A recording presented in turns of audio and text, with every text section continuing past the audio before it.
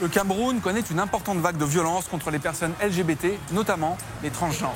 Sur le terrain, nos observateurs tentent de prévenir les agressions et de secourir les victimes. Nous partons à leur rencontre pour ce nouveau numéro de Ligne Directe.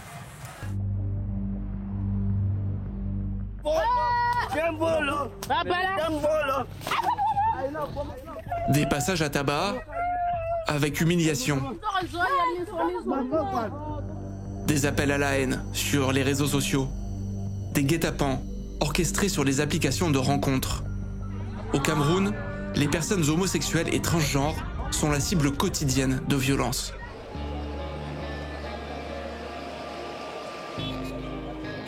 Dans un pays où les rapports entre personnes de même sexe sont illégaux, les agressions sont en progression continue, notamment suite à une série de faits divers mêlés à de la désinformation et qui ont agi comme des accélérateurs. En novembre dernier, un de nos observateurs nous alerte. Une femme transgenre, Bijou, a été violemment agressée à Yaoundé. 2 hommes l'ont abordée et l'ont obligée à les suivre dans un bar devant lequel nous retrouvons notre observateur Nickel Liwandi. Son association a secouru Bijou. Ils se sont mis à identifier que c'est réellement pas une femme cisgenre totalement. Et c'est là que la violence a commencé. Ils utilisaient tout ce qu'ils avaient à portée de main pour la taper. Et ils ont tout fait pour la dénuder complètement parce qu'à un certain moment, elle essayait de maintenir le peu de tissu qu'elle avait sur elle. La scène est d'une violence crue. Bijou est ensuite traînée par les cheveux à l'extérieur. L'agression rameute une vingtaine de personnes. On a écarté ses jambes pour essayer de dévoiler son sexe et autre chose pour qu'il soit filmé, pour qu'on voit effectivement que ce n'est pas totalement une femme. Le but de forcer écarter les jambes, c'est de montrer, c'est de légitimer ce qu'ils font. Elle a abusé de leur confiance en se mettant comme une femme. Un des agresseurs emmène la victime au commissariat. Mais c'est Bijou, nue et couverte de blessures, qui est interpellée. L'association de notre observateur l'a fait libérer. Elle vit depuis dans ce refuge. La vidéo a été très virale. Bijou accepte de témoigner, mais à visage caché. Mon image bafouée, et ma dignité aussi. Là, je ne peux plus marcher, je ne peux plus regarder les gens. Tout est tellement bloqué pour moi en ce moment. Je ne peux plus travailler comme avant, rien du tout. Est-ce que alors je vais rester éternellement enfermée? C'est ça le problème. Parce qu'il va falloir que je retrouve ma vie. J'ai reçu beaucoup de menaces vis-à-vis des personnes que je côtoyais avant. Ils m'ont beaucoup menacé. On ne pouvait pas imaginer ça de toi. Tu nous es vraiment déçus. Quand on te croise seulement, on va t'abattre. Est-ce que vous avez la sensation que c'est devenu plus difficile qu'avant encore d'être une minorité sexuelle de genre au Cameroun? Ça devient de plus en plus grave, effrayant. Le regard que les gens se jettent sur toi, c'est un peu bizarre.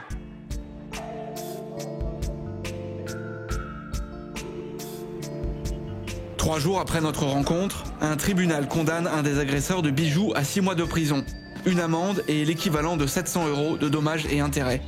Une sanction très rare.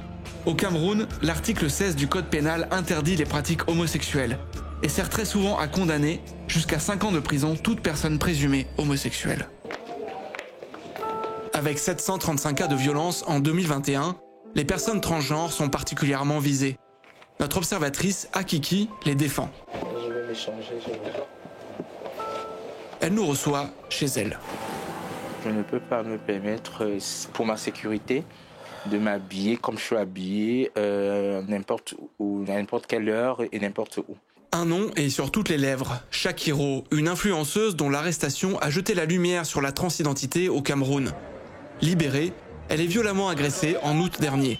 Dans ses vidéos comme dans la rue, sa démarche sans filtre ne convainquait pas Akiki. Je me dis qu'elle fait son combat à sa manière, mais avec sa visibilité, avec son charisme, elle aurait pu plutôt éduquer les gens sur qui elle est. Ça dit que ça donne une autre image aux autres de la communauté trans. Je me dis, ça fait qu'on se dit, c'est des détraqués, ce sont des objets sexuels, ce sont des pervers. Et pourtant, c'est des personnes qui aspirent à tellement de choses, c'est des personnes tellement merveilleuses qui vivent tellement de choses. Ce n'est pas un choix d'être transgenre. On nous assimile un sexe et un genre à la naissance. Mais pourtant, à côté de ça, il y a le ressenti. Et c'est tellement, tellement fort, vous ne pouvez pas le dominer. Akiki consacre une partie de son activité militante à accompagner des personnes en questionnement sur leur identité. Elle me dit qu'elle a 25 ans et qu'elle est née garçon, mais elle se sent fille dans sa peau. Je lui dis, le conseil que je peux te donner, c'est d'éviter de t'habiller en femme quand tu sais que tu vas te retrouver dans des milieux très hétérosexuels. Il vaut mieux se travestir quand tu vas dans des milieux LGBTQ ou friendly. Être transgenre au Cameroun, c'est aussi être discriminé pour tout. Et bien souvent, la seule source de revenus, c'est la prostitution, forcée. Jennifer accepte de témoigner, dans notre voiture, à l'abri des regards. Je l'ai commencé à l'âge de 12 ans. J'ai perdu ma maman très tôt et mon papa. J'étais dans l'obligation de le faire pour gagner aussi ma vie. En même temps, ce travail-là, c'est aussi gros des risques. Le mec se dit que c'est une fille, une vraie femme en fait. Mais arrivé à l'hôtel, il constate que c'est un mec, mais au point où c'est mal violenté, poignardé, donc quand même perdu la vie à cause de ça. Trouver un autre emploi relève de l'impossible. La discrimination est dans tous les secteurs. J'ai déposé mon dossier dans un hôtel en tant que réceptionniste. Le boss en fait de cet hôtel m'a fait appel, je suis monté dans son bureau, il me dit c'est quoi un homme qui ressemble à une femme, c'est quoi, c'est pour dire quoi, les clients m'ont dit quoi de mon hôtel. Oh non, il m'a balancé mon dossier au visage. Pareil même pour le bailleur, tu vas aller louer à la maison, on te refuse. On me dit non, je ne peux pas, on ne peut pas. Je vais attirer la malchance dans mon camp. Combien est-ce que vous pouvez gagner sur une soirée de travail en moyenne? Pas grand-chose, 10 000, 15 000, 20 000, ça dépend. Ces sommes-là, ça permet de faire quoi? Rien. À part t'acheter les vêtements, c'est tout.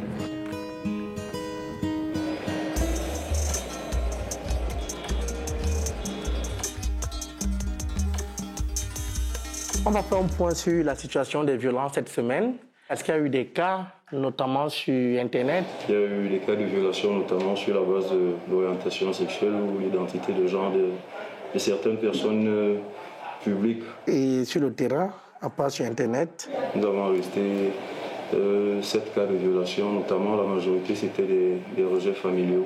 Nous retrouvons Nickel Liwandi dans son association, la CAMFEDS, qui recense les cas de violence, notamment sur les réseaux sociaux.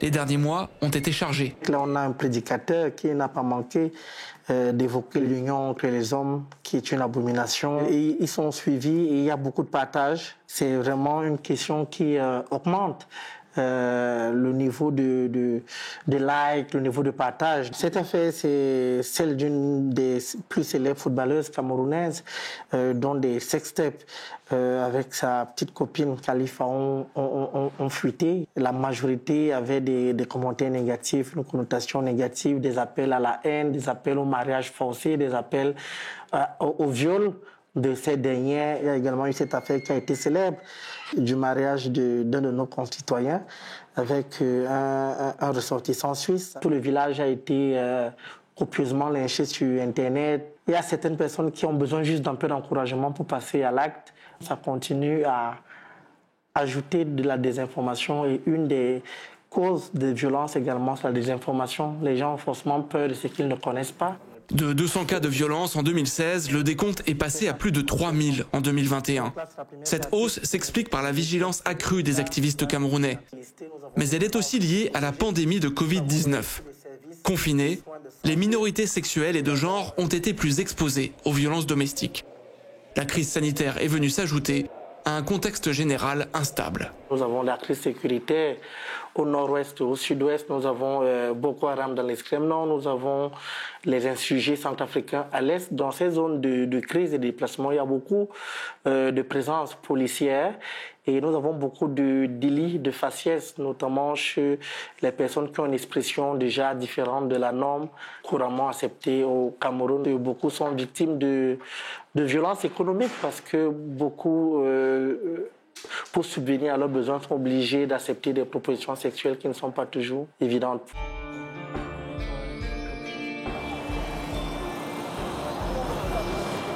Face aux violences et aux tabous, trouver un partenaire s'avère complexe. Notre observateur Claude Assanji nous donne rendez-vous sur un carrefour de Yaoundé, connu pour être un point de rencontre de la communauté LGBT. Il y a le bar qui est là-bas, en bas, Voilà l'autre bar qui est là au milieu. Quand tu peux t'asseoir, tu prends ta boisson. C'est simple, avec un clin d'œil, avec un signe. L'autre peut courageusement venir vers toi, avec un signe, peut-être avec l'épaule comme ça là, avec le clin d'œil. Ou alors, ça dépend, peut-être. Ou alors quelqu'un peut prendre peut-être un truc, même un papier qu'on a plié, lancer sur toi. Là, tu comprends déjà, c'est un message qu'on est en train de passer. Mais la réputation de ce carrefour en fait aussi un lieu dangereux. Des faux rendez-vous se transforment en guet-apens. Les agresseurs rackettent leurs victimes et la menacent de révéler son orientation sexuelle. Ces risques existent plus encore sur les applications de rencontres.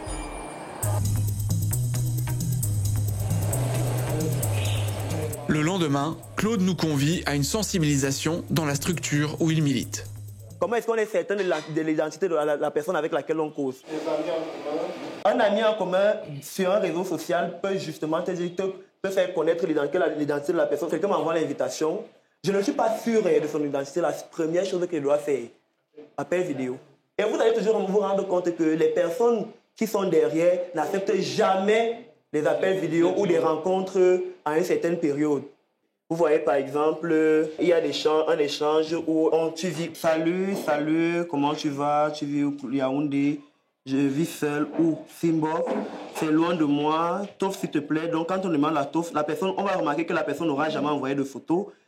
Ok, est-ce que quelqu'un peut me donner un exemple d'échange avec un faux profil et qu'il a reconnu que c'est un faux profil? Pendant l'échange, il commence à te dire comment il aimerait bien être avec toi parce que comme tu es féminin, ça lui plaît, tu es beau, je veux déjà même te voir. Et alors tu te dis, enfin j'ai trouvé l'homme idéal qui m'accepte tel que je suis. Et lorsque tu vas à la rencontre, c'est plus en fait cette personne, c'est plutôt un arnaqueur. La loi camerounaise prévoit également jusqu'à 2 ans de prison pour toute personne faisant des avances à une personne de son sexe sur Internet.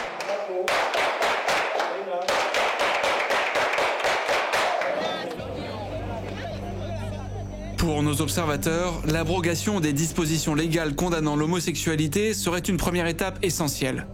Ils font valoir quelques frêles motifs d'espoir. La sanction prononcée contre un des agresseurs de bijoux est conséquente, alors qu'en novembre dernier, le gouvernement a finalement condamné les vindictes populaires envers les personnes LGBT. Mais le combat pour faire évoluer la société ne fait lui que commencer.